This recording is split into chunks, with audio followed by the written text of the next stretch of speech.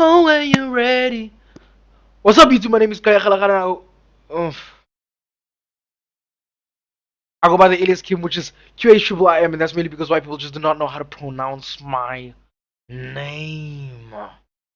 Welcome. I had like so many bloopers before this, so I'm just trying to like take all that energy out. You know what I'm saying?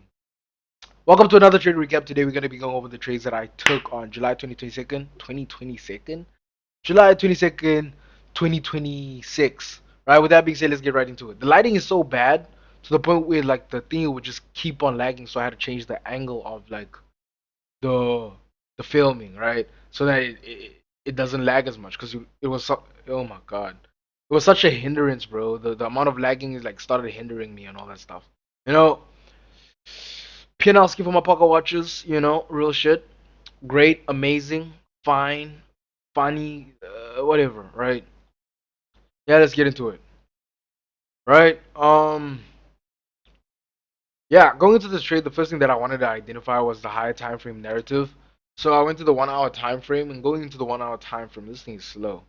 Going into the 1 hour time frame, I saw that okay, we are forming bullish gaps. We're not even forming any bearish gaps, bro. So if you took a short here, bro, like good luck to you, my nigga. Good luck to you.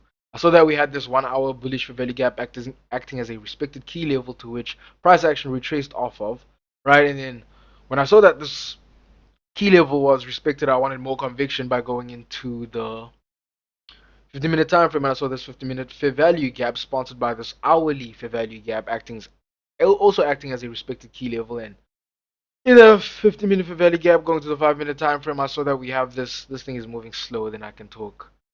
I don't like how like my head is not showing. Let me fix that. Let me fix that, guys. Yes. I'm gonna bloop this on CapCut, honestly. Boop. Yeah, that's better.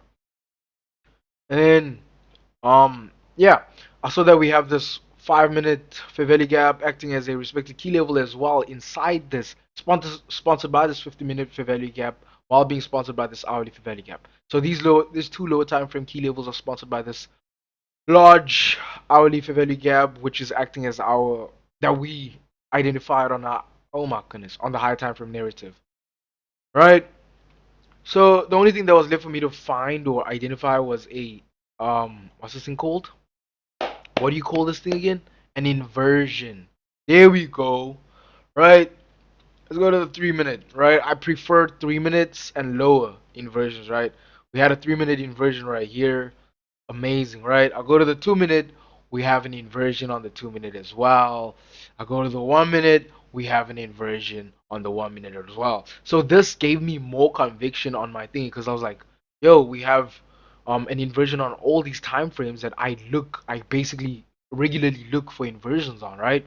So I was like, shit, like like there's way more conviction on this trade. This trade cannot fail. I mean, a trade could always fail, bro. But like, even if a trade fails, doesn't necessarily mean that you were wrong or in the whatever. Like sometimes, statistics. You know what I'm saying? Sometimes it's statistical loss. You know what I'm saying? But this, I knew like deep down when I took this trade, I was like, bro, if this fails, I'm okay with it, cause this is an A plus setup to me. Like this is like beautiful of a setup to me, right? And then I marked this 1 minute inverse for value gap. I mean, this 1 minute to 3 minute inverse for value gap, but I marked it on the 1 minute. And then I put my break even right here, right? And I was like, okay, if we close above this area, this respective key level, because I was like, okay, if we have a, what do you call this? A fair value gap that we are battling against, or a fair value gap that, is acting as a respected key level or a form of resistance, right? I will just have to wait until we break outside that value gap or that key level that is acting as a form of resistance, so that once we break through that, it's going to act as a retracement point for price action, right? So instead of like waiting for price to like stall here, right, and then break even like right here, right, as soon as like it touches there, I was gonna get break even. Right? And the reason why I was going to get break even is because we have this fair value gap right here, and I would have to wait for it to close outside for me to be able to break even in the first place. Right? So that's what I waited for. A close outside right here. Right? And as soon as we got, oh my goodness, it's not moving. As soon as we got that close outside, whoa. I was kind of in this trade for Kaido. Okay, as soon as we got a close outside this, that's when I was like, okay, risk free trade. I'm putting my stop loss to break even. Oh my goodness, it's lagging like a motherfucker. I'm putting my stop loss to break even, and it's being a risk free trade, right? And I identified this 5 minute fair value gap that was right here, this bearish 5 minute fair value gap that was right here. And I was like, okay, it's just below my TP or my target profit, whatever, right? And I was like, okay, it's fine, bro, because I genuinely believe that we are gonna break outside this fair value gap and sweep all of this liquidity that is resting up here. This is like Asia session buy side liquidity, which we did. I'm not gonna do that. That's gonna take too long. Which we did, right? So price kept moving, kept moving, and then it started stalling right here at this 5 minute gap, right? You're gonna see right there. Okay, no, it didn't stall on the 5 minute time frame, honestly. But if you look on the fucking 3 minute or 2 minute or 1 minute time frame, it was kind of stalling, honestly. There we go. We stalled here at this 5 minute gap. As I said, it was acting as a point of resistance. We even had like a bearish 1 minute candle open right there, and then right after that, we just hit TP. After that bearish candle closed, and then we opened to another bullish candle. We just hit TP, and then I was out just like that. How many minutes was it? 20 something or 20. I don't know how many minutes I was in the trade for.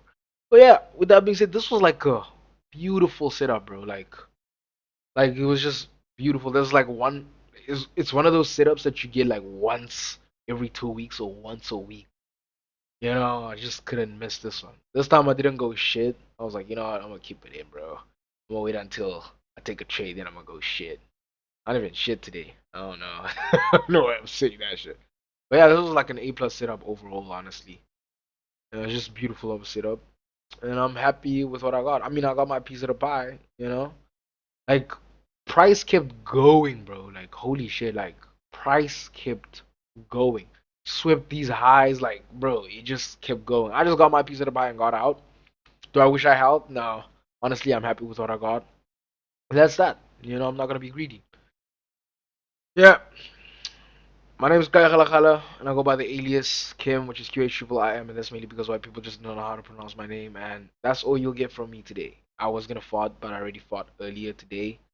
So yeah, I don't got that much in the tank. I'm out. Bye.